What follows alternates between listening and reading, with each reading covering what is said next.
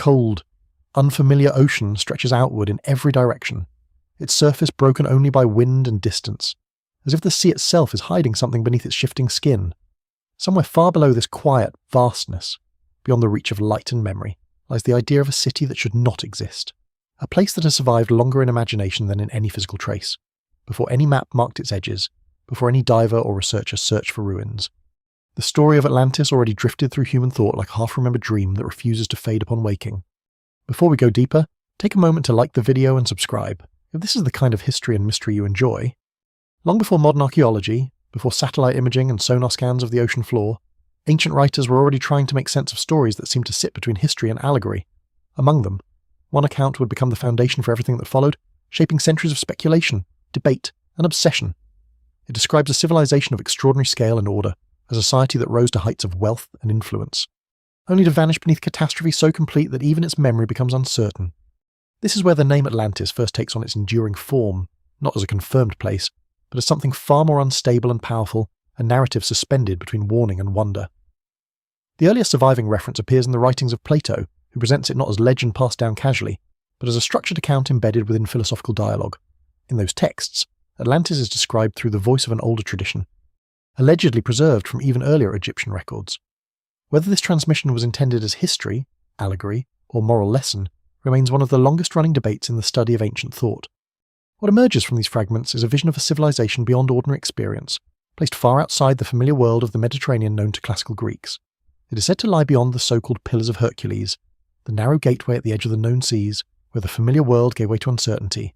In this imagined direction, across an ocean that ancient sailors feared and rarely crossed, Atlantis is portrayed as both distant and immense, a landmass or island continent whose scale defies simple geographic classification. Within this early account, the civilization itself is described in terms that blend observation with symbolic structure. It is organised in rings of land and water, a geometric pattern suggesting both engineering precision and cosmological meaning. Its rulers are said to govern a society rich in metals, agriculture, and maritime power, commanding influence over surrounding regions. Yet beneath this surface of order, there is an underlying tension, a sense that prosperity has grown into excess, and that imbalance has taken root within its foundations. It is at this point that the story begins to shift from description into warning. Atlantis is not simply a lost city in these accounts, it becomes a reflection of a civilization reaching beyond its limits.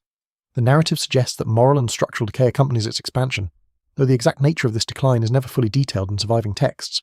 Instead, the collapse is sudden, almost absolute, occurring in a moment of overwhelming natural force.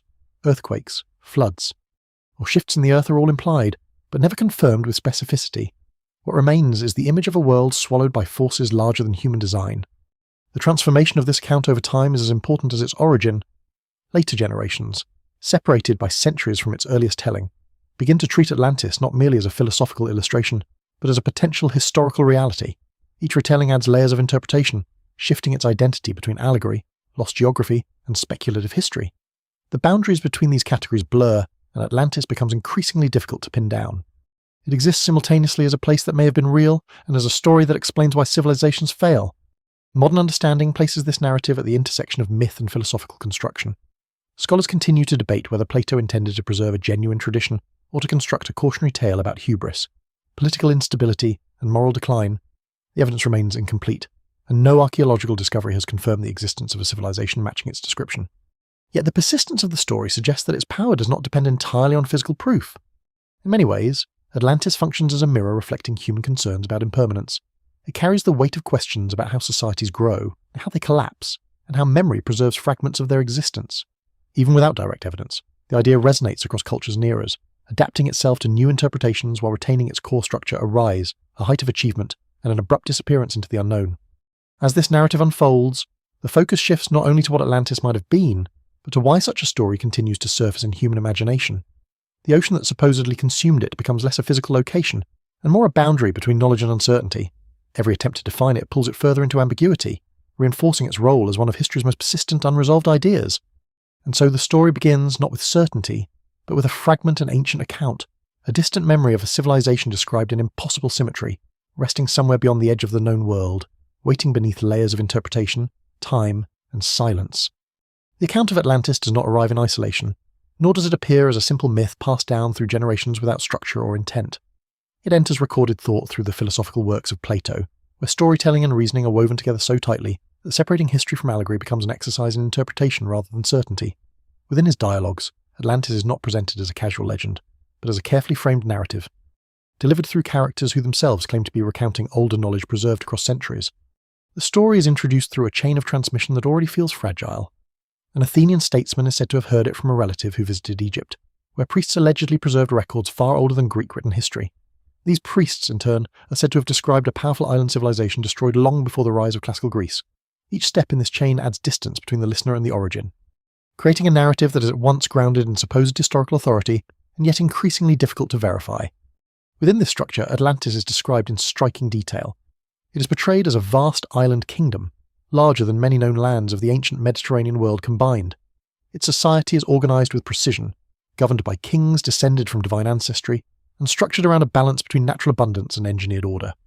The capital city itself is described as a layered arrangement of concentric rings, alternating between land and water, connected by canals and bridges.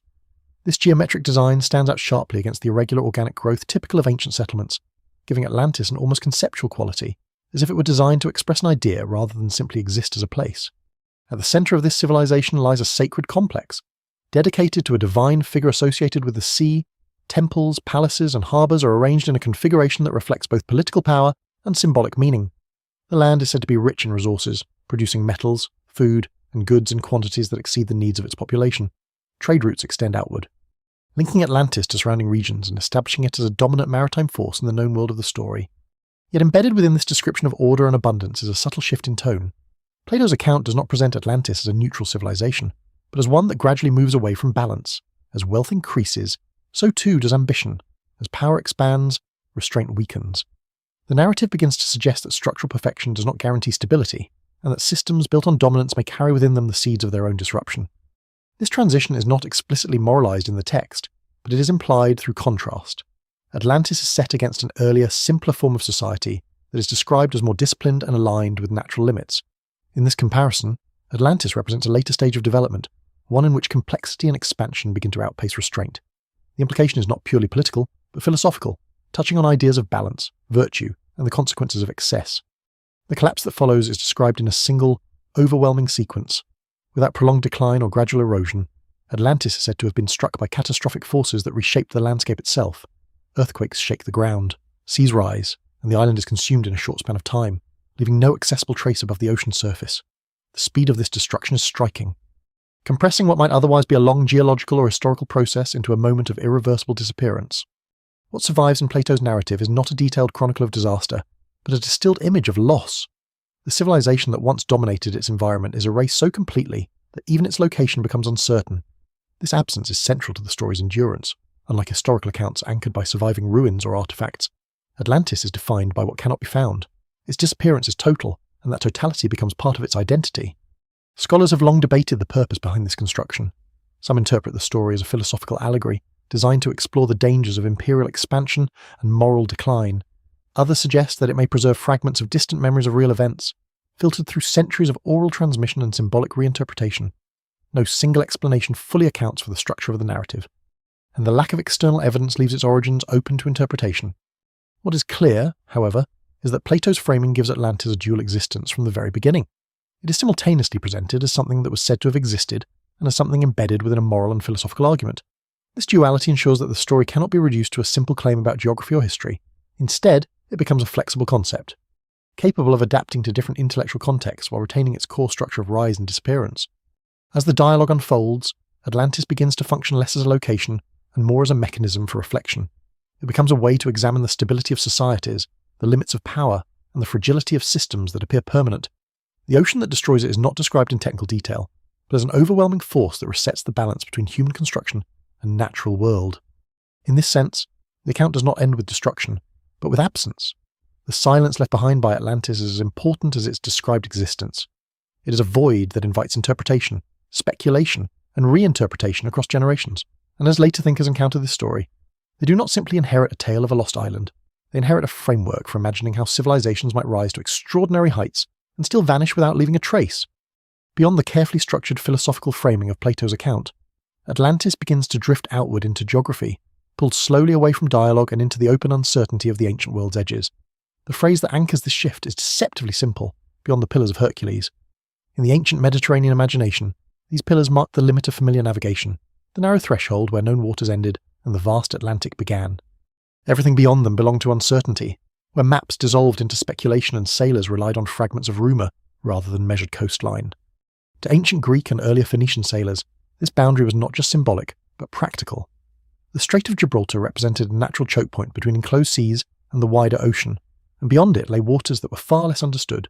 Currents shifted unpredictably, storms intensified without warning, and long-distance navigation became increasingly difficult.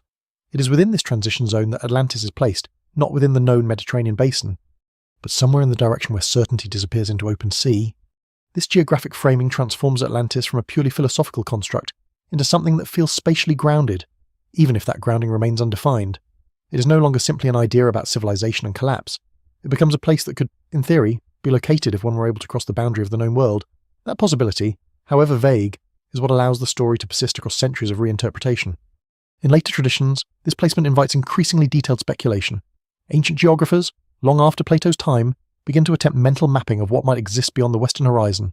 Some imagine chains of islands stretching across the Atlantic, others envision large continental masses partially submerged or eroded by time. These interpretations are not based on direct exploration, but on extrapolation from limited knowledge. Where gaps in observation are filled by structural imagination, Atlantis becomes one of those gaps, a placeholder for what lies beyond recorded experience. At the same time, archaeological and geological understanding of the Atlantic region today reveals a very different picture. The ocean floor, mapped in increasing detail through modern technology, shows a complex structure of ridges, trenches, and volcanic formations shaped by plate tectonics over millions of years. There is no evidence of a single lost continental civilization beneath these depths, but the very scale and complexity of the seafloor have, in some ways, fueled earlier speculation.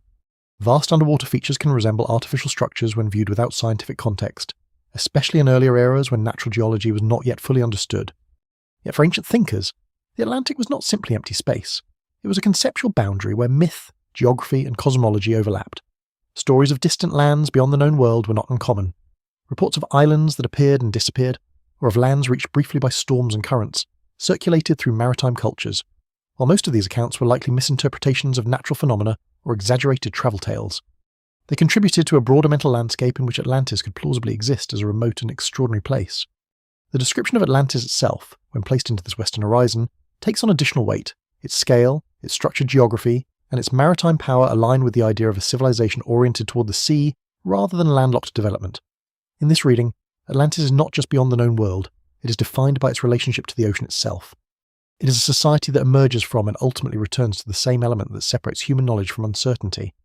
Some later interpretations even attempt to align Atlantis with real Atlantic geography, proposing connections to the Azores, the Canary Islands, or submerged continental shelves. These theories arise much later, shaped by exploration and the gradual mapping of oceanic regions. However, none of these locations matches the full description provided in ancient texts, and no archaeological evidence has confirmed a civilization of the scale described in Plato's narrative in these regions. Still, the persistence of such theories reflects the enduring pull of the geographic framing itself. The idea that Atlantis lies just beyond the edge of the known world creates a sense of proximity to the unknown. It suggests that discovery might be possible if only one were to travel far enough west, beyond familiar waters. This psychological closeness to mystery is part of what has kept the story alive for so long. Unlike purely mythical realms located in abstract space, Atlantis is always positioned just outside reach, at the boundary of exploration rather than in a completely separate dimension of imagination. Over time, as navigation expanded and the Atlantic became increasingly mapped, this boundary shifted outward. What was once unknown became charted, yet Atlantis remained unmoved within the narrative tradition. It did not dissolve under the weight of exploration. Instead, it migrated into interpretation, adapting to new geographic knowledge without losing its foundational placement beyond the pillars. In this way, Atlantis exists not in a fixed coordinate, but in a moving horizon. As human understanding of geography expands, the location of mystery shifts with it, preserving the story's essential structure. It is always just beyond what is known, always positioned at the edge where certainty ends and speculation begins. And so, even as the ancient world slowly expands its maps and its reach across seas once thought impassable, Atlantis remains anchored in that threshold space neither fully within history nor entirely outside it, suspended at the edge of the world as it was once imagined. In the centuries after Plato first shaped the outline of Atlantis, the story begins to detach from its philosophical roots and drift into something more expansive, more fluid, and increasingly shaped by imagination rather than textual restraint. What was once a carefully framed narrative about a distant civilization now becomes a canvas onto which later cultures project their own understanding of power, wealth, and collapse. Atlantis grows beyond its original form, not by the addition of evidence, but by accumulation of interpretation. As the classical world evolves, so too does the way lost places are conceived. Ancient writers and historians, encountering gaps in geographical knowledge and fragments of older traditions, begin to fill those gaps with structured possibility. Atlantis, with its detailed yet unreachable description, becomes an ideal candidate for such projection. It is specific enough to feel real, yet distant enough to avoid contradiction with known geography. This balance allows it to survive where other speculative locations fade away. In this period of reinterpretation, Atlantis is no longer confined to a philosophical dialogue. It begins to resemble a complete civilization in the modern sense of the word, with institutions, infrastructure, trade systems, and social hierarchy. Later retellings emphasize its scale and sophistication, often amplifying details that were originally brief or symbolic. The concentric layout of its capital, for example, becomes increasingly elaborate in later descriptions, as if each generation feels compelled to refine its structure into something more visually and conceptually coherent. This imagined Atlantis takes on the characteristics of a maritime empire at its peak. It is depicted as controlling vast stretches of sea routes, exerting influence over surrounding regions, and maintaining a level of wealth that exceeds neighbouring societies. In these expanded narratives, its prosperity is often described in material terms: metals, architecture, engineered landscapes, and abundant natural resources. The civilization is not merely powerful, it is portrayed as having mastered the environment to a degree that sets it apart from all others. Yet alongside this growth in detail, a parallel process emerges: the increasing moral framing of its downfall. Atlantis becomes more than a lost place, it becomes a symbol of imbalance. The greater its imagined prosperity, the more its eventual collapse is interpreted as inevitable. This transformation reflects a broader tendency in ancient and later thought, where civilizations are often understood through cycles of rise and decline, shaped by internal excess as much as external forces. The idea of a golden age associated with Atlantis also begins to solidify during this period of reinterpretation. Later authors and thinkers project onto it the qualities of an idealized civilization: orderly, abundant, and technologically or architecturally advanced beyond ordinary historical experience. This golden age framing does not appear explicitly in the earliest account, but it becomes a powerful lens through which the story is reread. Atlantis is no longer just lost. It is perfected in retrospect, its absence allowing it to become whatever later generations imagine excellence to be. At the same time, the collapse narrative becomes increasingly dramatic in retellings. Where Plato's account is relatively restrained, later interpretations emphasize catastrophic destruction in more vivid terms. Earthquakes, flooding, and sudden submergence are described with growing intensity, as if the scale of the civilization demands an equally absolute form of disappearance. The result is a narrative symmetry, a perfect civilization undone by a perfect disaster, each reinforcing the other in structural balance. This pattern reflects something deeper about how human memory processes loss. When a society disappears from history without clear remnants, imagination often fills the void with totality. A civilization that leaves no visible trace becomes, in narrative form, a civilization that was completely erased. Partial disappearance is difficult to conceptualize in mythic storytelling, so absence becomes absolute. Atlantis, therefore, is not only lost, it is conceptually erased. As these ideas spread, Atlantis begins to detach further from any single geographic hypothesis. It becomes less important where it is supposed to be located and more important what it represents. In some interpretations, it is placed in the Atlantic Ocean. In others, it shifts toward the Mediterranean or even into symbolic space entirely. This geographic fluidity is not a weakness of the story, but a feature of its adaptability. By not being fixed, Atlantis remains available to reinterpretation across cultures and eras. Even in later philosophical and historical traditions, the story continues to serve multiple functions at once. It can be read as moral warning, as political allegory, as speculative history, or as a reflection on the limits of human knowledge. Its strength lies in this multiplicity. Rather than collapsing under contradiction, it expands to accommodate it, absorbing new meanings without losing its core narrative structure. What emerges from this process is not a clearer picture of Atlantis, but a more complex one. It becomes a layered construct, part philosophical device, part cultural memory, part imaginative reconstruction of a lost ideal. Each layer adds depth, but also distance from any original referent. The civilization described in Plato's account gradually transforms into something that no longer belongs to a single historical moment, but to a long continuum of reinterpretation. And as this transformation unfolds, Atlantis begins to occupy a unique position in human thought. It is no longer just a story about a place that disappeared. It becomes a story about how disappearance itself is understood, shaped, and reimagined across generations that never agree on what, if anything, was truly lost. As centuries pass and the story of Atlantis continues to circulate through philosophical and historical traditions, the boundary between inherited account and speculative reconstruction begins to blur even further. What was once anchored in a specific textual framework now becomes a flexible reference point for thinking about geography itself. Ancient writers, lacking the tools of modern cartography, often relied on synthesis rather than measurement, and within that synthesis, Atlantis becomes a particularly useful point of convergence for ideas about unknown lands. Early geographers, working with incomplete maps and fragmented reports from sailors, faced a world that was only partially known. Coastlines ended abruptly, distances were uncertain, and entire regions existed more as conceptual zones than precise locations. In this environment, it was natural for thinkers to imagine what might lie beyond recorded boundaries. Atlantis, already positioned beyond the known world in earlier accounts, fits neatly into this intellectual space, functioning as a theoretical extension of geography rather than a confirmed place within it. Some ancient and post-classical thinkers begin to treat such distant regions as part of a broader effort to make sense of global structure.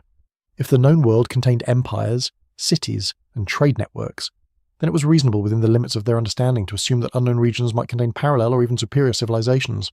Atlantis, in this sense, becomes part of a wider pattern of imagining hidden or forgotten lands that mirror known societies, but exist beyond direct access. This process is not unique to Atlantis. Across different cultures, similar ideas emerge independently: lands swallowed by the sea, islands that vanish after brief encounters, or distant civilizations described through fragmented oral tradition. These narratives often arise from real experiences of environmental change, coastal erosion, volcanic activity, or misinterpreted maritime sightings. Yet, over time, they evolve into structured stories that suggest complete civilizations lost to catastrophe. Atlantis becomes the most enduring and systematized expression of this pattern. Within this evolving tradition, attempts are made to align Atlantis with observable geography. Ancient scholars and later commentators propose various identifications, often based on partial resemblance rather than comprehensive evidence. Some point to regions in or near the Mediterranean, where volcanic activity and seismic instability could plausibly inspire stories of sudden destruction. Others look westward into the Atlantic, searching for submerged landforms or island chains that might correspond to descriptions of a once larger territory. However, these efforts are constrained by the limitations of available knowledge. Ancient geography lacked precise depth measurements, tectonic theory, or systematic underwater surveying. As a result, interpretations of distant regions were often shaped by surface observations, traveller reports, and analogical reasoning. A coastline eroded by storms might be interpreted as evidence of catastrophic sinking. An isolated island chain could be imagined as remnants of a larger landmass. In this way, natural geological processes were sometimes reinterpreted through narrative frameworks that favoured sudden, dramatic transformation. Atlantis, as described in Plato's account, is particularly resistant to simple geographical identification because of its internal structure. Its scale is large enough to suggest a significant landmass, yet its detailed urban organisation implies a level of cultural development not easily matched with known archaeological records from the relevant time periods. This tension between scale and specificity has fueled centuries of comparison without resolution. No proposed location fully satisfies both the geographic and structural elements of the narrative. Despite this, the search for a real-world counterpart continues in various forms. In some traditions, Atlantis is associated with regions affected by ancient volcanic eruptions and seismic shifts, where evidence of sudden environmental change can be observed in geological layers. In others, it is linked to submerged continental shelves or island arcs that were exposed during periods of lower sea level. These hypotheses reflect genuine scientific interest in past environmental change, even if they do not support the existence of a single lost civilization matching the narrative description. What is significant in these attempts is not their success in locating Atlantis, but their persistence in treating it as a problem of geography rather than purely philosophy. The story's structure encourages this approach by presenting itself as a record of something that once existed in space and time. Even when evidence fails to align, the framing continues to invite spatial interpretation. Atlantis remains, therefore, a moving target between imagination and mapping. Over time, as geographic knowledge expands and exploration reaches previously unknown parts of the world, the absence of Atlantis becomes more defined rather than less. The ocean is no longer a blank boundary, but a measurable, structured environment with identifiable features. Yet this increased clarity does not eliminate the story. Instead, it shifts its function. Atlantis becomes less a candidate for discovery, and more a reference point for discussing the limits of historical recovery. In this sense, the story transitions from a question of where to a question of why. Why does such a narrative persist across centuries of increasing knowledge? Why does the idea of a lost civilization remain compelling, even when physical evidence is absent? These questions begin to replace the original geographic inquiry, marking a subtle but important shift in how Atlantis is understood. As this shift takes place, Atlantis moves further away from any single location and closer to a conceptual role within human understanding of the past. It becomes a structured absence within geography, a place defined not by coordinates, but by the continuous effort to locate it. Long before Atlantis became a symbol of lost civilization, the Earth itself had already written its own record of disappearance, one not preserved in stories, but in stone, sediment, and the silent layering of time beneath oceans and continents. When ancient peoples spoke of lands swallowed by the sea or worlds erased by overwhelming floods, they were not always inventing from pure imagination.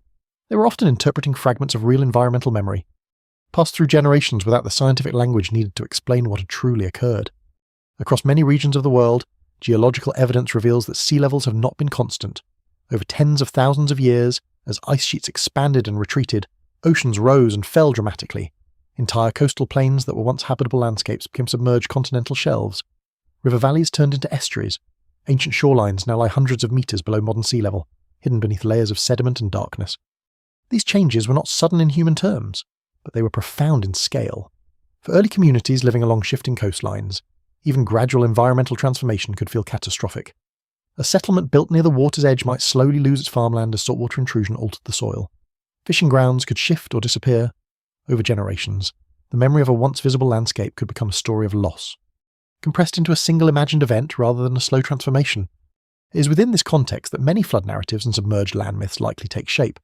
Stories of lands disappearing beneath waves are found across cultures separated by vast distances, suggesting that they may arise independently from shared human experiences of environmental instability. In some cases, these narratives may preserve echoes of real disasters, such as tsunamis or coastal subsidence events triggered by seismic activity. In others, they may reflect symbolic interpretations of environmental change that unfolded too slowly to be directly witnessed in its entirety. Modern geology confirms that sudden and violent natural events have indeed reshaped coastlines in the past. Large earthquakes beneath the ocean floor can generate tsunamis capable of devastating coastal settlements within hours. Volcanic eruptions near or beneath islands can cause collapses or long-term uninhabitable conditions. While these events do not erase entire continents, they can dramatically alter local geography and leave behind submerged ruins or displaced communities. One of the most significant insights from modern Earth science is that the planet's surface is not static. It is shaped by tectonic plates that move, collide, and separate over millions of years. This movement creates mountains, deep ocean trenches, volcanic arcs, and shifting coastlines. In rare cases, sections of crust can sink or rise due to geological processes, altering the relationship between land and sea in ways that would have been incomprehensible to ancient observers. Within this dynamic system, the idea of lost lands becomes less mysterious and more structural. There is no need to invoke sudden global catastrophes to explain the disappearance of ancient coastal environments. Gradual processes are sufficient to account for most changes. However, from the perspective of early human societies without long-term geological frameworks, these transformations could easily be interpreted as abrupt and total. This gap between human perception and geological time is crucial for understanding why stories of sunken civilizations persist. A coastline retreating over centuries can feel like a world receding. A once familiar shoreline that becomes inaccessible may be remembered as a place that vanished rather than one that slowly transformed. Memory compresses time, turning gradual processes into singular events, and in that compression, narratives like Atlantis find fertile ground. Yet even with these explanations, no known geological event matches the scale or specificity described in the Atlantis narrative. There is no evidence of a single, advanced civilization of that magnitude being erased by a worldwide flood or sudden oceanic collapse. Instead, what exists is a patchwork of smaller events, localized disasters, regional flooding, and long-term environmental shifts that together demonstrate how powerful natural forces can be without supporting the idea of a unified lost super-civilization. Still, the emotional structure of these real events mirrors aspects of the Atlantis story. The sudden loss of inhabited land, the disruption of established communities, and the irreversible alteration of familiar landscapes all contribute to a shared human experience of fragility. Civilizations do not need to vanish completely to feel as though they have been erased. Partial destruction can carry the same psychological weight when viewed through the lens of memory and storytelling. Over time, these environmental realities become woven into cultural narratives. As oral traditions pass through generations, specific events may merge, separate or amplify one another, creating composite stories that preserve emotional truth even when factual details become unclear. Atlantis, in this broader context, can be understood not as a direct record of a single event, but as a convergence point for multiple experiences of environmental uncertainty and loss. The ocean, therefore, is not just a setting for the story of Atlantis, it is a record in itself, holding within its depth traces of landscapes that once existed above water. But it is also a boundary of interpretation, where real geological change meets human imagination. In that boundary, natural history and narrative memory overlap, producing stories that feel absolute even when their origins are fragmented. And so, beneath the idea of Atlantis lies something older and more universal than any single civilization, the lived experience of a changing Earth, where land is never entirely permanent, and where the edge between stability and disappearance is always shifting and slowly but inevitably beneath human feet. Deep beneath the surface of the ancient world, long before Atlantis became a philosophical symbol, the Earth was already capable of sudden and overwhelming transformation, not gradual shifts of shoreline or slow climatic change, but violent ruptures that reshaped entire regions in a matter of hours. These were not abstract forces in ancient imagination. They were real geological events that left scars in the landscape, and in some cases, permanent marks on human memory. One of the most powerful of these forces is volcanism, a process that operates with both creative and destructive intensity. Volcanoes build islands and mountains over time, yet when they collapse or erupt explosively, They can erase familiar geography almost instantly. In the ancient Mediterranean world, volcanic activity was not a distant phenomenon. It was a visible, terrifying reality that could darken skies, alter coastlines, and destroy settlements without warning. Among the most significant events in this context is the eruption of Thera, known today as Santorini, occurring in the Bronze Age. It ranks among the most powerful volcanic eruptions in human history. The explosion reshaped the island itself, collapsing its central structure into a caldera and generating massive tsunamis that reached surrounding coastlines. Settlements across the Aegean were affected, and while no single historical record captures the event in full detail, archaeological evidence preserves its aftermath in layers of ash, destruction, and sudden abandonment. This kind of catastrophe provides a real-world example of how a thriving civilization or network of settlements can be abruptly disrupted. While it does not correspond directly to Atlantis, it demonstrates the kind of environmental force that could inspire narratives of sudden disappearance. A society connected to the sea, dependent on trade routes and coastal infrastructure, would be especially vulnerable to such an event. In a single eruption, familiar shorelines could be transformed, and communities separated by distance could simultaneously experience collapse. Earthquakes add another layer to this pattern of sudden change. Situated along tectonic boundaries, many ancient regions were prone to seismic activity that could topple buildings, alter river courses, and destabilize coastlines. Unlike volcanic eruptions, earthquakes often leave less obvious long-term markers, yet their immediate impact can be devastating. In coastal areas, seismic shifts beneath the ocean floor can trigger tsunamis, turning the sea itself into an advancing force of destruction. These natural phenomena, when experienced without scientific explanation, would have been interpreted through the lens of cultural meaning. A sudden flood might be understood as divine punishment or cosmic imbalance. A volcanic eruption could be seen as the anger of subterranean forces or gods associated with fire and earth. In such frameworks, catastrophe is not merely physical, it is moral, symbolic, and often tied to the perceived behaviour of human societies.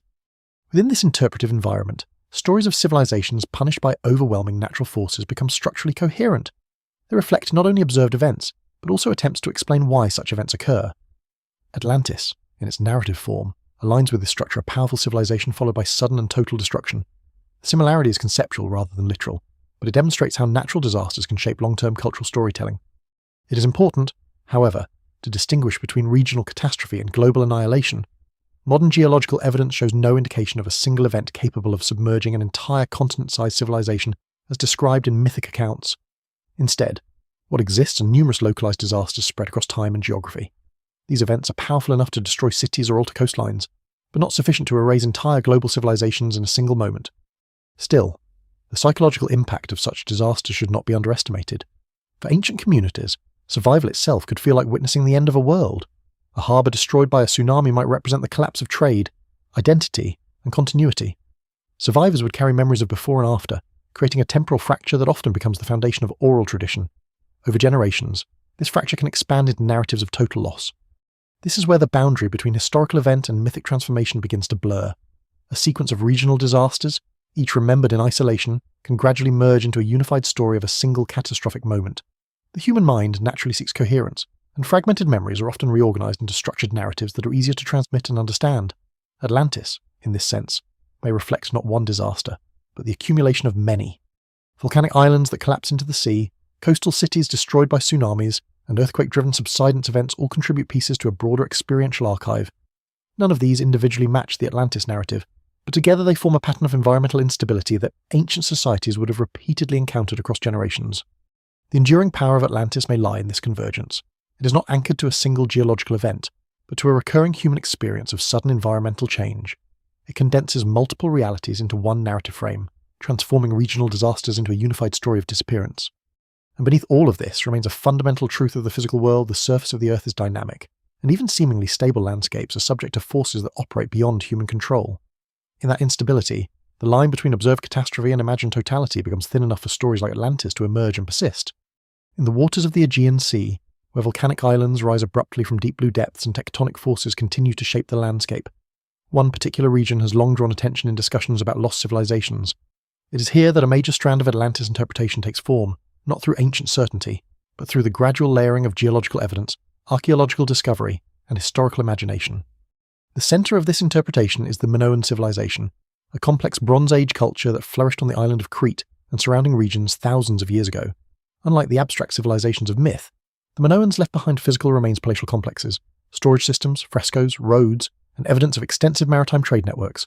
Their society was deeply connected to the sea. Relying on naval routes to sustain economic and cultural exchange across the eastern Mediterranean, At its height, this civilization displayed a level of architectural and administrative sophistication that continues to impress modern archaeology. Large palace centres such as Knossos reveal organised urban planning, advanced water management systems, and extensive record-keeping using early writing systems. The scale and coordination required to maintain such structures suggest a highly developed society, one that was both prosperous and deeply integrated with its environment. Yet this civilization did not remain stable indefinitely. Around the mid-2nd millennium BCE, a series of disruptions affected the broader Aegean world. The most significant of these is associated with the volcanic eruption on the island of Thera, known today as Santorini. This eruption was not a simple explosive event, but a multi-stage geological catastrophe that included ashfall, atmospheric disruption, and massive tsunami generation. Coastal settlements were impacted. Agricultural systems were disrupted, and trade networks experienced severe strain. It is within this historical and geological context that some scholars and writers have drawn parallels between the Minoan world and the Atlantis narrative. The reasoning is based on several points of structural resemblance rather than direct evidence. Both describe advanced societies with strong maritime orientation. Both involve sudden disruption or destruction tied to natural forces. And both exist within a cultural memory framework that emphasises loss and disappearance rather than gradual decline.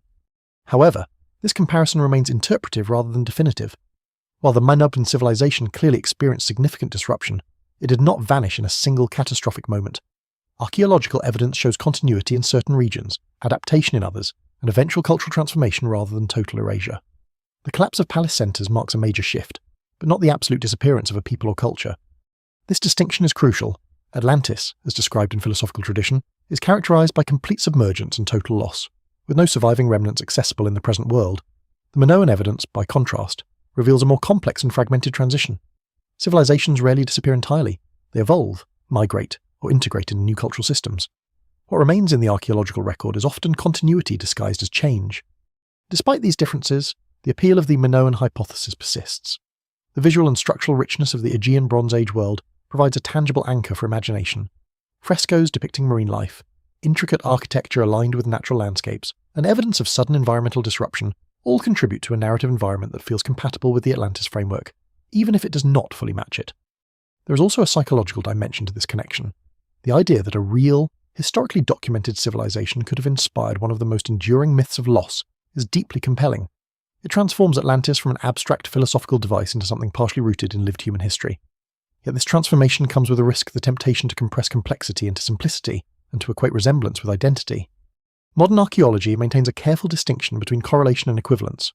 While the Minoan world provides valuable insight into how advanced Bronze Age societies functioned and how they respond to environmental stress, it does not provide evidence of a direct historical link to Atlantis. The similarities that exist are better understood as convergent patterns of human experience rather than direct correspondence. Volcanic disasters, maritime trade dependency, and sudden regional disruptions are not unique to a single civilization or location. They are recurring features of human history in geologically active regions. What makes the Minoan case significant is not its uniqueness, but its preservation in the archaeological record, allowing modern researchers to study a real example of a complex society affected by natural catastrophe. In this sense, the value of the Minoan comparison lies not in confirming Atlantis, but in illuminating how real civilizations can experience disruption that later generations interpret through mythic frameworks. It demonstrates how memory, both cultural and historical, can transform partial collapse into narratives of total disappearance when viewed through long temporal distance. Atlantis, when placed alongside the Minoan world, does not become solved. Instead, it becomes more structured as a concept of interpretation. It sits at the intersection of archaeology and imagination, where real events inform narrative construction without fully determining it. And so, the Aegean does not provide an answer to Atlantis, but it does provide something more subtle, a mirror in which the mechanisms of rise, disruption, and memory can be observed in real time, without the need for complete disappearance to explain why a civilization is remembered as lost. Far beyond the familiar coastlines of the Mediterranean, where ancient sailors once believed the world ended in open uncertainty, modern exploration has revealed an entirely different kind of landscape beneath the ocean surface, one that is structured, dynamic, and far more complex than earlier generations could have imagined. It is in this hidden world that some of the most persistent modern associations with Atlantis continue to emerge, not from ancient texts alone, but from the technological unveiling of the seafloor itself. For most of human history, the deep ocean remained inaccessible, its floor invisible and effectively unknowable. Early maps treated it as empty space, a blank region where imagination could freely operate. But with the development of sonar mapping and satellite-based geophysics, that blankness began to dissolve. What replaced it was not evidence of lost civilizations, but a detailed topography of ridges, trenches, volcanic chains, and fractured continental margins shaped by tectonic motion over immense spans of time. One of the most striking features revealed by this mapping is the Mid-Atlantic Ridge, a vast underwater mountain system stretching across the ocean basin. This ridge is not a remnant of a sunken continent, but a site of continuous geological creation, where tectonic plates slowly diverge and new crust forms. Its scale and visibility in modern bathymetric maps have occasionally fueled speculation among non-specialists, who interpret large, linear formations as potentially artificial. In reality, these structures are entirely natural, formed through processes that operate far beyond human timescales. The ocean floor also contains seamount chains, fracture zones, and plateaus that rise unexpectedly from deep abyssal plains. In earlier eras, without detailed geological knowledge, such features might easily have been interpreted as remnants of submerged landmasses. Isolated peaks emerging from the sea could resemble the tops of drowned mountains or the remains of fragmented continents. It is precisely this kind of visual ambiguity that has allowed Atlantis-related speculation to persist in modern discourse, even in the presence of more precise scientific explanation. However, when examined in detail, these formations tell a consistent story of plate tectonics rather than sudden submergence. The ocean basins are not the result of catastrophic collapse of land into the sea, but of continuous geological recycling. Oceanic crust is created at spreading centres, moves outward, and is eventually subducted back into the mantle. This slow cycle explains the structure of the seafloor without requiring any large-scale disappearance of inhabited continents in recent geological history. In some cases, submerged landscapes do exist, but they are not evidence of lost civilizations on the scale described in myth. During the last ice age, sea levels were significantly lower, exposing vast coastal regions that are now underwater. These include areas such as continental shelves that once supported human migration, hunting grounds, and early settlement zones. As the climate warmed and ice sheets melted, these regions were gradually submerged, preserving traces of human activity beneath layers of sediment.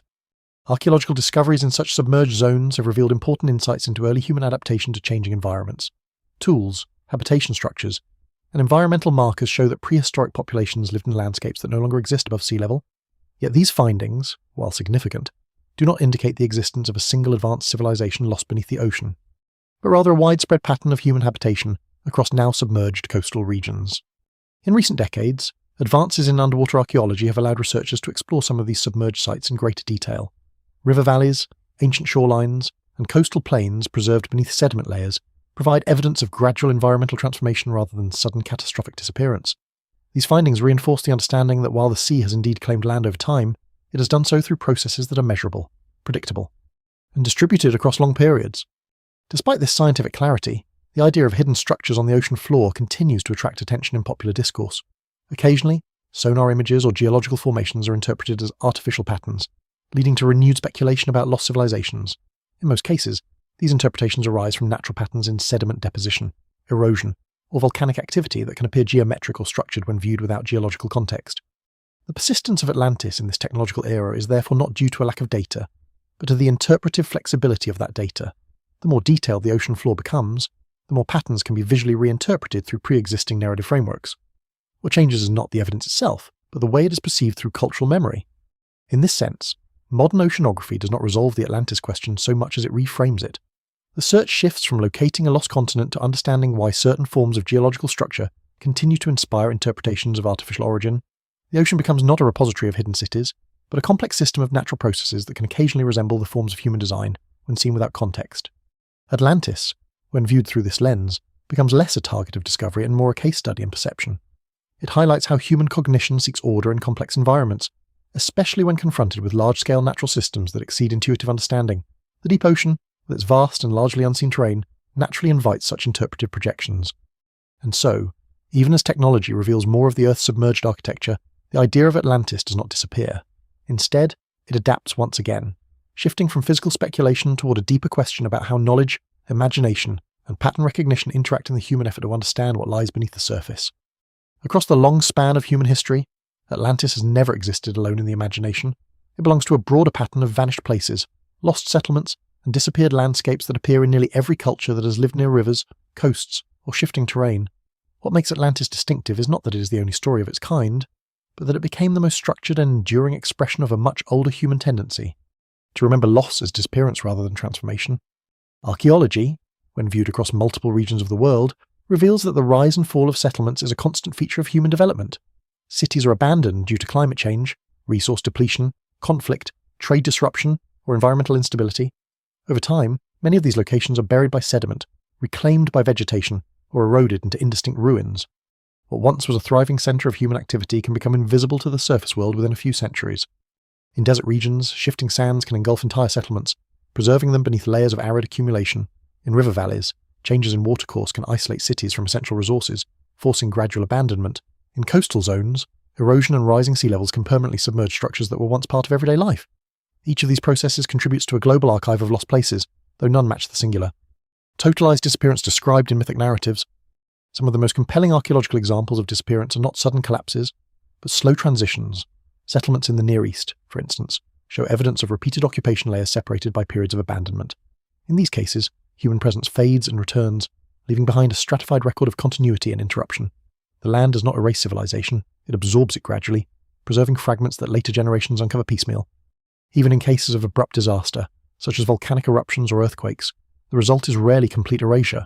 The city of Pompeii, preserved under volcanic ash, demonstrates how sudden catastrophe can freeze a moment in time, yet still leave behind extensive material evidence.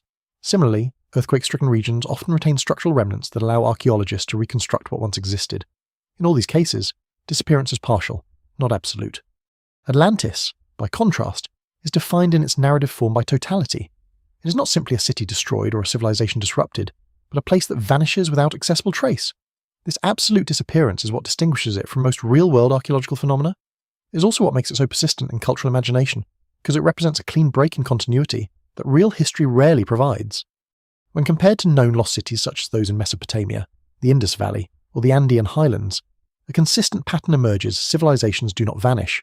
They transform, populations migrate, cultural practices evolve, and material structures decay, but human presence leaves detectable traces. Even in extreme environmental conditions, complete absence of evidence is extraordinarily rare. This distinction is important when considering why Atlantis continues to be referenced alongside real archaeological discoveries. Each newly uncovered ancient site reinforces the idea that forgotten civilizations may still lie beneath modern landscapes. Yet each discovery also demonstrates that even deeply buried societies leave identifiable signatures tools: architecture, environmental modification, or genetic continuity in descendant populations. In this context, Atlantis functions less as a historical candidate and more as a conceptual extreme. It represents the idea of a civilization that leaves no trace, a scenario that stands in contrast to the empirical record of archaeology. It is the edge case against which real-world findings are measured, even though it remains unsupported by evidence of any known site. The psychological appeal of such a concept is tied to the way human memory processes absence. When physical traces are incomplete, imagination often fills gaps with total reconstruction. A partially buried city becomes a fully lost world. A disrupted culture becomes a vanished civilization. This cognitive tendency allows fragmented evidence to expand into complete narratives, especially when those narratives carry emotional or symbolic weight. Atlantis is therefore part of a larger family of absolute lost narratives. These include stories of cities swallowed by deserts, islands disappearing beneath the sea, or entire peoples vanishing without explanation. While each of these narratives may originate from specific environmental or historical events, they often evolve into generalized symbols of impermanence. Modern archaeology does not confirm these absolute forms of disappearance, but it does reveal how fragile human settlement can be over long periods. Climate shifts, resource scarcity, and environmental change have repeatedly forced large-scale migrations and cultural reorganizations.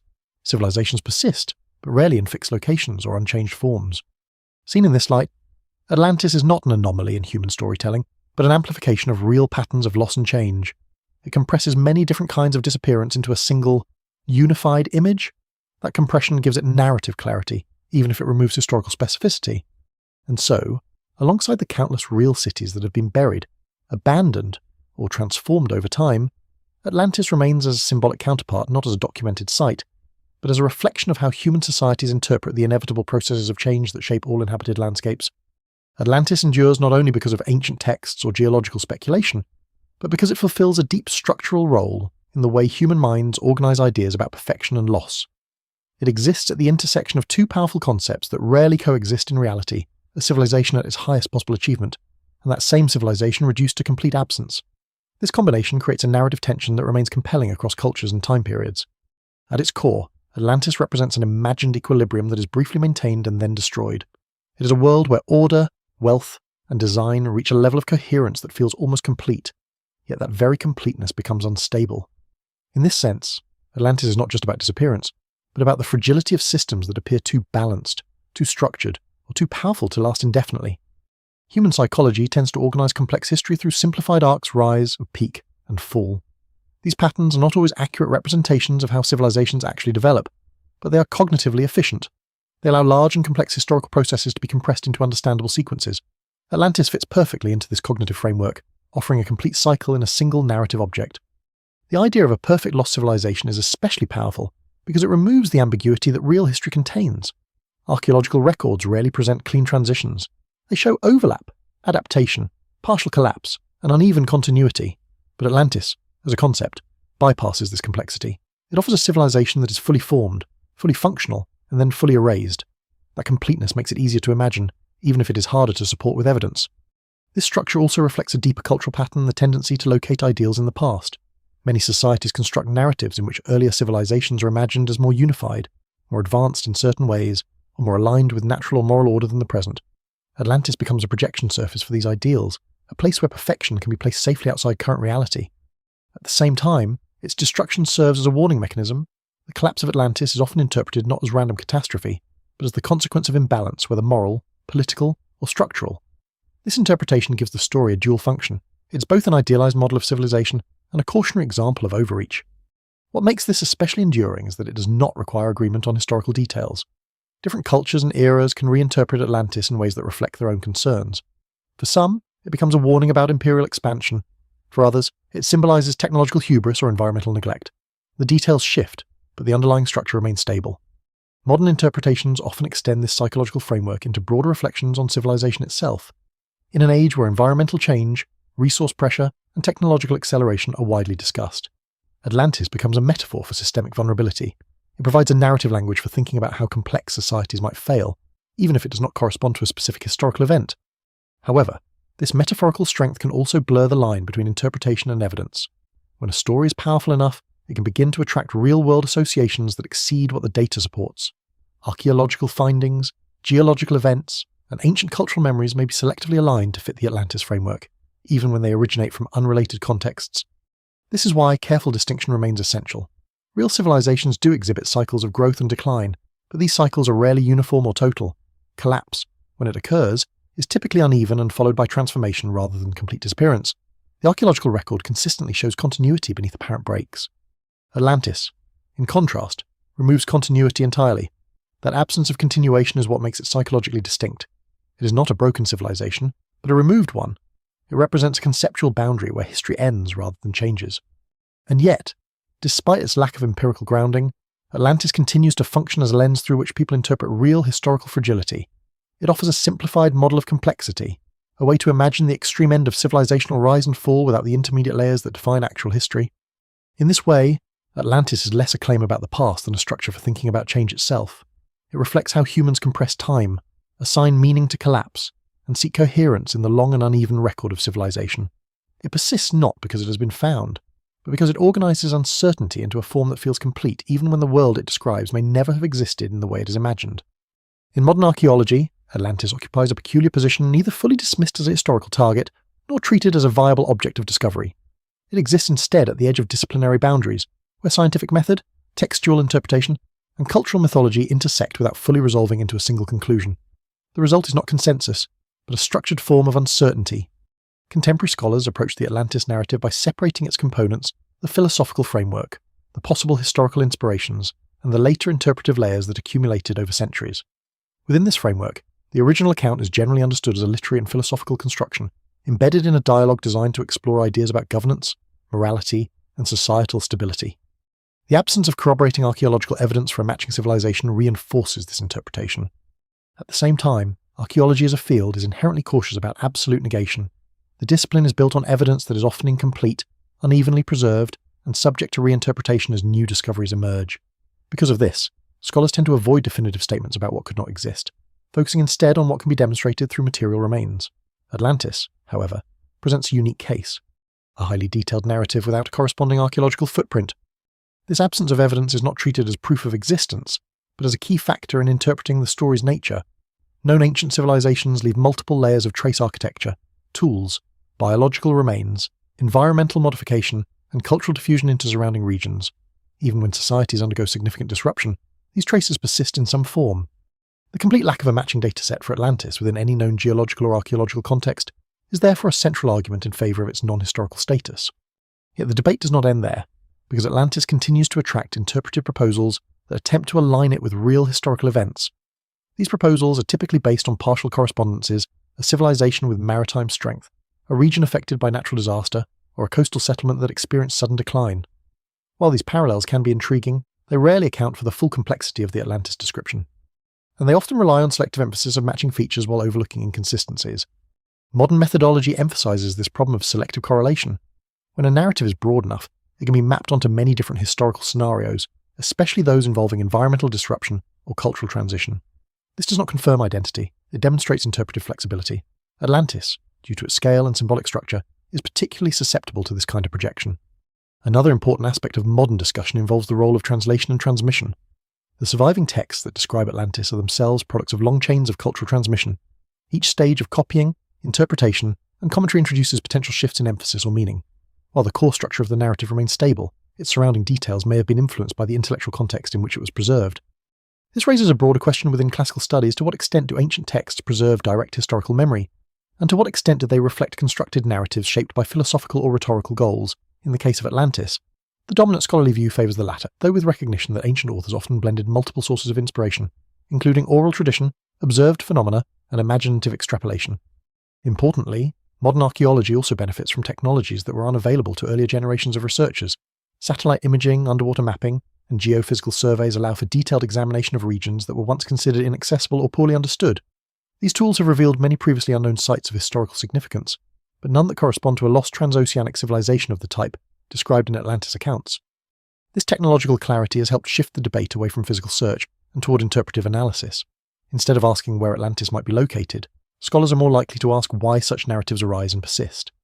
This shift reflects a broader maturation in the study of ancient texts, where emphasis is placed on understanding cultural meaning rather than validating literal geography. Even so, Atlantis remains a recurring reference point in public discourse, often resurfacing whenever new underwater formations are discovered or when ancient coastal sites are revealed.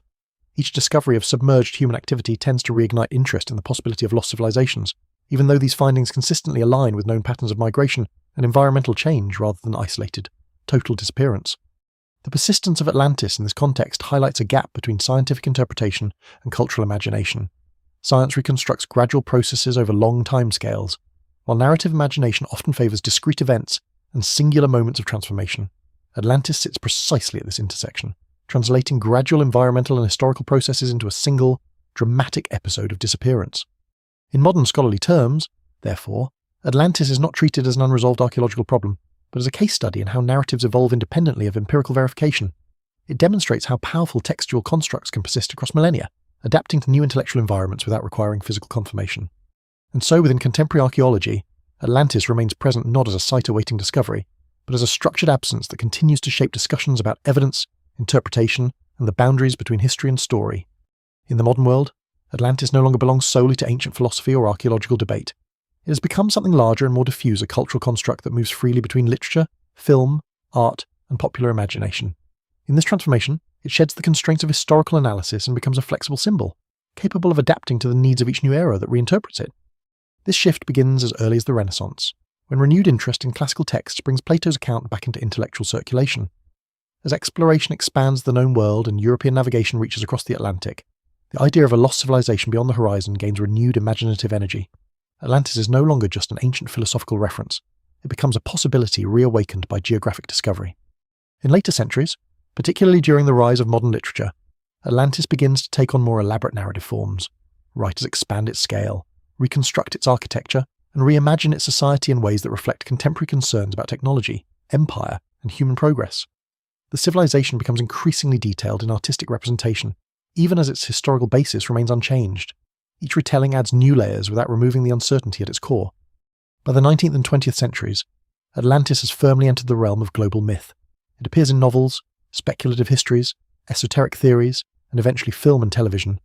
In these contexts, it is often portrayed as either a technologically advanced lost civilization or a spiritual precursor to known cultures. These interpretations vary widely, but they share a common feature. Atlantis is used as a mirror for modern anxieties and aspirations rather than as a subject of historical inquiry. One of the most significant developments in this period is the increasing association of Atlantis with technological advancement. In some interpretations, it is imagined as a society possessing knowledge or engineering capabilities far beyond those of ancient civilizations. This portrayal reflects modern fascination with technological progress and the idea that knowledge can be lost as well as gained. Atlantis becomes a symbol of forgotten mastery. A civilization that reached a peak of capability and then disappeared before passing its knowledge forward. At the same time, other interpretations emphasize spiritual or philosophical dimensions. In these versions, Atlantis is less about material advancement and more about harmony, balance, or metaphysical understanding. Its destruction is framed as the loss of an ideal state of existence, rather than simply the collapse of infrastructure or political systems. This diversity of interpretations demonstrates the flexibility of the concept it can support technological, moral, or spiritual narratives without losing coherence as a symbol. In popular culture, Atlantis often appears as a fully realized world, complete with architecture, language, and societal structure. These depictions draw loosely on ancient descriptions, but are largely products of modern creative reconstruction. They transform fragmentary textual references into fully visualized environments, giving form to what was originally ambiguous and incomplete. This process reflects a broader tendency in modern storytelling to render ancient mysteries as immersive. Tangible worlds. Despite this creative expansion, the underlying uncertainty remains unchanged. No new archaeological evidence has emerged to confirm the existence of Atlantis as a historical civilization. Instead, what has expanded is the range of meanings attached to it. It functions as a narrative vessel that can carry different interpretations depending on cultural context, technological imagination, or philosophical orientation. This adaptability explains why Atlantis continues to appear in discussions far removed from classical studies. It is invoked in debates about environmental collapse, technological risk, and even extraterrestrial speculation. In each case, it serves as a template for thinking about disappearance on a civilizational scale. The specific details of the original account become secondary to the structural idea it represents. The enduring presence of Atlantis in modern media also reflects how deeply the concept of lost knowledge resonates with contemporary society. In an age defined by rapid technological change and constant information production, the idea that entire bodies of knowledge could vanish holds particular emotional weight. Atlantis becomes a symbol of fragility within systems that appear stable, a reminder that complexity does not guarantee permanence. Yet within this cultural expansion, a tension remains between imagination and evidence. While artistic and speculative interpretations flourish, scholarly analysis continues to emphasize the absence of material support for a literal lost civilization. The two domains, creative and academic, operate in parallel, rarely intersecting except at points of public interest or renewed discovery of ancient sites. Atlantis thus occupies a unique position in modern thought. It is simultaneously a subject of historical reference, a philosophical metaphor, and a cultural archetype. Its meaning is not fixed, but continuously renegotiated across contexts. Each generation reinterprets it in ways that reflect its own concerns, while the core structure of the narrative rise, complexity, disappearance remains intact. And so Atlantis persists not because it has been found, but because it continues to function as a flexible framework for storytelling. It moves effortlessly between disciplines and media, shaped less by evidence than by the enduring human need to imagine what might be lost, what might have been, and what might still lie just beyond the edge of understanding. Even in an age defined by satellites, sonar mapping, and near-continuous imaging of the Earth's surface, the idea of Atlantis continues to reappear in discussions about what remains hidden beneath the oceans. What has changed is not the persistence of the question, but the tools used to approach it. The search is no longer guided by ancient geography or philosophical speculation, but by dense streams of data that reconstruct the planet's submerged landscapes in unprecedented detail. Modern oceanography has revealed a seafloor that is neither empty nor mysterious in the way earlier cultures imagined it.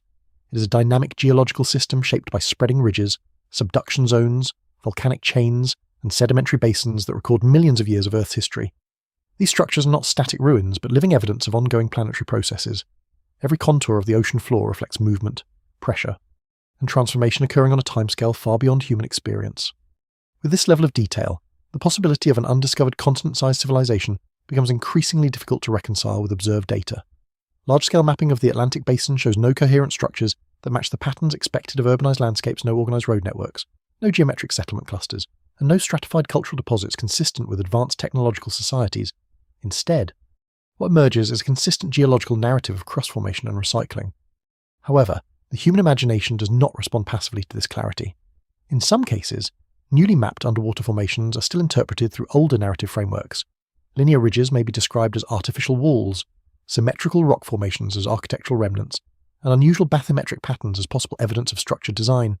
These interpretations typically arise not from the data itself, but from the visual resemblance of natural patterns to human-made geometry when viewed without geological context. This phenomenon highlights an important aspect of perception.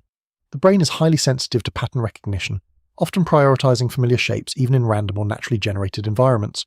On the ocean floor, where sediment layers, volcanic activity, and tectonic forces create complex visual structures, this tendency can lead to the illusion of intentional design. In scientific terms, these are not anomalies, but expected outcomes of natural processes operating at scale. At the same time, modern technology has confirmed the existence of submerged human landscapes, though not in the form of lost continents. During periods of lower sea level, vast coastal regions were exposed and inhabited by early human populations. As glaciers melted and sea levels rose, these areas were gradually submerged. Archaeological surveys have identified remnants of these ancient shorelines, including stone tools, settlement traces, and environmental indicators preserved beneath sediment layers. These discoveries are significant because they demonstrate a real mechanism by which human habitation can be lost beneath the sea. However, they also reinforce a crucial distinction. What is preserved underwater are extensions of known human history, not evidence of a separate advanced civilization erased in totality. The submerged sites belong to broader patterns of migration and environmental adaptation that are well documented in prehistoric archaeology. As mapping technology continues to improve, the resolution of the ocean floor becomes increasingly refined. Features that once appeared ambiguous are now identified with greater confidence as volcanic formations, sedimentary deposits, or tectonic structures. This process gradually reduces the interpretive space in which speculative reconstructions of Atlantis could plausibly exist as physical geography, yet the narrative itself remains unaffected by this reduction in physical ambiguity. Instead, Atlantis shifts further into conceptual territory. The more complete the scientific map becomes, the more clearly Atlantis functions as a contrast to it, a reminder of how earlier societies interpreted unknown spaces through narrative projection. In this sense, the modern ocean does not contain Atlantis, but it helps explain why such a concept was ever possible in the first place. There is also a broader cultural dimension to this persistence. Even when scientific explanations are widely available, narratives of hidden worlds continue to circulate because they offer a form of cognitive simplicity.